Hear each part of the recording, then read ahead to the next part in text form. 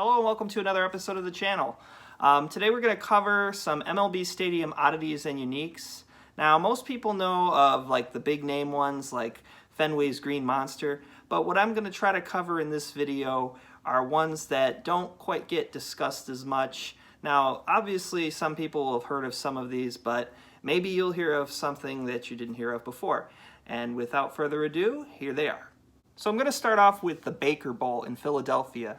This stadium had a 60-foot wall with fencing. Now, this was basically the tallest wall in a baseball stadium ever, period. Not the Green Monster, this. And the reason for that was it was just so much closer to home plate than most stadiums that it had to compensate with the tall wall. Next up, we have what was probably the tallest pure fence in MLB history, and that was at Cleveland's League Park.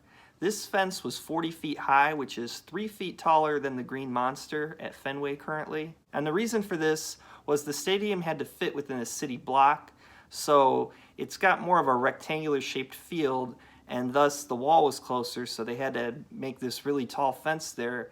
And there's no seating or wall attached. It was just a purely 40-foot tall fence.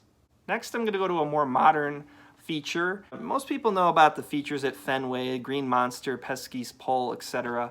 But one that doesn't really ever get discussed is the seating arrangement in the outfield. Basically, the stadium varies in capacity between day games and night games. The day games, the seats in the farthest outfield corner get tarped over, which results in about 400 less seats being available for day games. But for night games, the tarps get pulled off and there's 400 more seats. So whether it's a day or night game can fluctuate quite a bit of ticket revenue right there in that little corner. And it's just a feature you don't really see because it has to do with the batter's eye.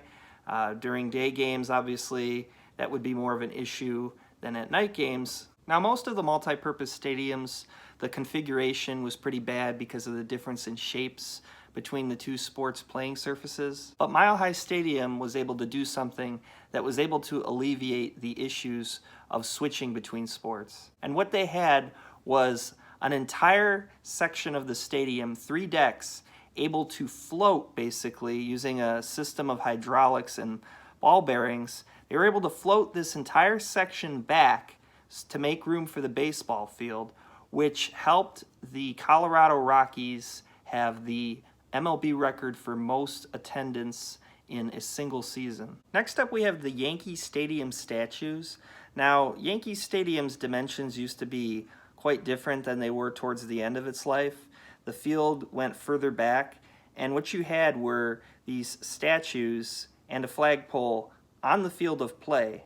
So you really had like these obstructions just able to be, somebody could run into them, and it just was quite different. I mean, there were flagpoles in several stadiums, but not with statues like that on the field. But by the 70s, they did end up getting rid of that and blocking it off.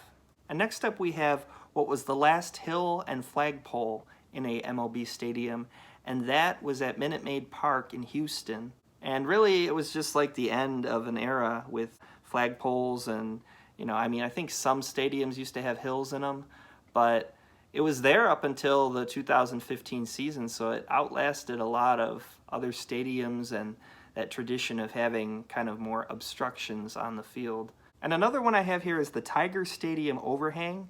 Now, the old Tiger Stadium, there was a deck built later on that resulted in an overhang kind of going over the field of play, which meant that a ball going higher could hit the overhang and be a home run, even though it didn't technically have the distance to reach it if the overhang wasn't there. That was with the stadium until the end.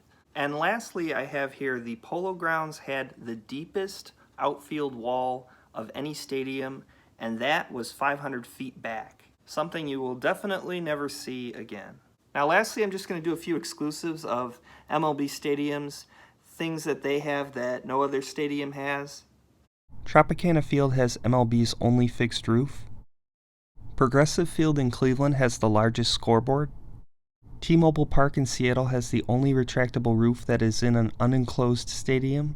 Wrigley Field has the only ivy-covered outfield wall. Comerica Park in Detroit has MLB's only Ferris wheel. The facade of Citi Field in New York is modeled after Ebbets Field. Rogers Center in Toronto has the only hotel at a stadium. And Petco Park in San Diego has the only lawn seating at an MLB venue. So I hope you enjoyed this video showing you some of the exclusives, uniques of MLB stadiums. And as always, thank you for watching.